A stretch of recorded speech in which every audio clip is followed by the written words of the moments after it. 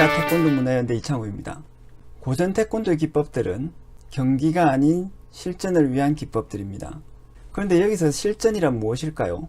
요즘 많은 사람들이 종합격투기를 가지고 실전이라고 생각합니다. 정말 그럴까요? 저는 고전 태권도가 생각하는 실전은 다르다고 봅니다. 그리고 사실 많은 사람들이 중요하게 생각해야 하는 실전은 바로 이거라고 생각합니다. 이 동영상에서 그 실전의 개념과 특징을 설명드리겠습니다.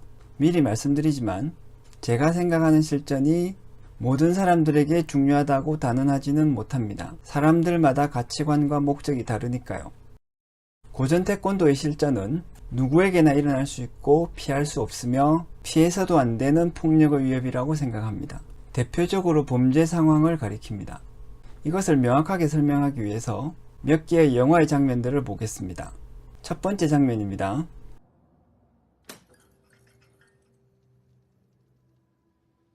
여러분이 가게를 운영하는데 어느 날 강도들이 들어왔습니다. 그리고 칼을 들이댑니다. 어떻게 해야 할까요? 이 상황은 고전 태권도의 실전 상황입니다. 영화 속에서는 깡패들이 마약을 찾으려고 하죠. 그러면 마약만 내주면 끝날 수도 있습니다. 하지만 만약 그게 아니라 여러분의 가족을 해치려고 하면? 그러면 상대를 죽여서라도 제압을 해야 되죠. 두 번째 장면입니다.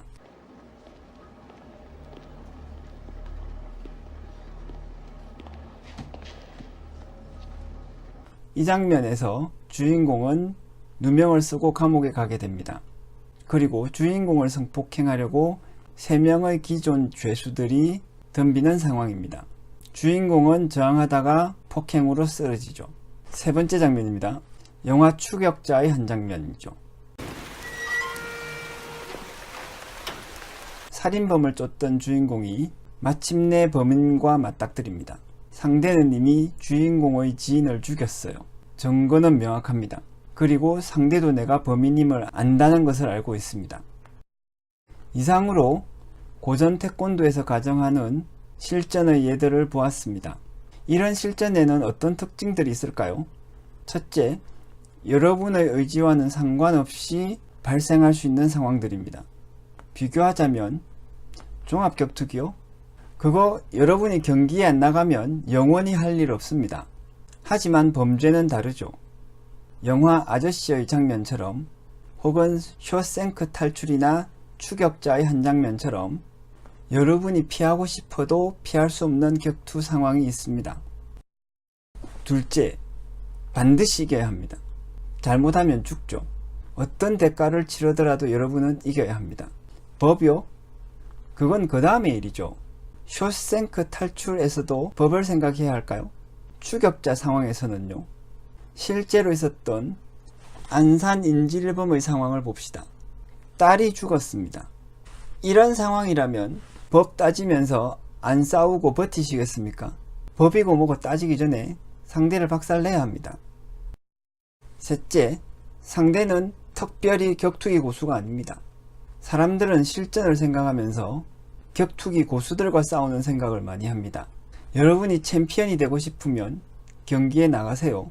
나가서 이기면 좋죠. 하지만 그건 게임이고 피할 수 있는 싸움입니다. 피할 수 없는 실전에서는 그런 고수들이 여러분에게 덤비질 않습니다. 영화 아저씨 장면에서는 전문적인 폭력배가 등장했는데 저건 마약이 개입되어서 그런 거죠. 범죄와 같은 실전에서 악당요? 추격자에서 보듯이 그냥 양아치가 있습니다. 약한 여자만 골라서 죽이는 양아치 말입니다. 그게 현실에 가깝습니다. 이렇게 생각해 봅시다. 전문적인 살인 청부업자가 여러분을 죽이러 올까요? 안 옵니다. 왜죠? 다행히도 여러분은 그럴 가치가 없어요. 저도 마찬가지입니다. 누가 수천만 원씩 살인 청부업자에게 돈을 주면서 여러분을 죽이려고 하겠습니까? 반쯤 농담을 했는데 안심하셔도 된다는 말입니다. 보다 가능성이 있는 현실을 생각하세요. 여러분이 범죄와 같은 피할 수 없는 실전 상황에 직면한다면 상대는 범죄에 내몰릴 만큼 자기 관리가 안 되는 사람, 그래서 체력과 태권도 기법이 없는 사람입니다. 넷째, 상대는 여럿이고 무기를 들었을 가능성이 큽니다. 상대가 양아치 수준이긴 한데 상황은 불리합니다.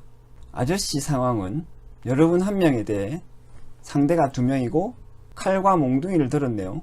쇼생크 탈출에서도 건장한 남자가 3명입니다. 추격자에서는 다행히 상대가 1명입니다. 하지만 예상치 못한 흉기를 쓰죠. 여러분이 진짜 실전을 생각한다면 이런 상황에 대비해야 합니다. 여러분이 실전에서 제압해야 하는 악당은 여러 명일 가능성이 큽니다. 흉기도 쓰겠죠. 안산 인질범 사건도 범인이 흉기를 소지하고 있었지 않습니까? 다시 말씀드리지만 지금까지의 실전 개념은 고전 태권도 중심으로 말씀드린 겁니다. 그러면서 지금 우리가 현재 생활 속에서 수련하는 태권도가 어떤 점에서 실전적인지를 따져야 할지 고려해서 말씀드렸습니다. 그러므로 기준과 관점을 달리한다면 다른 실전의 개념도 논의할 수 있겠습니다.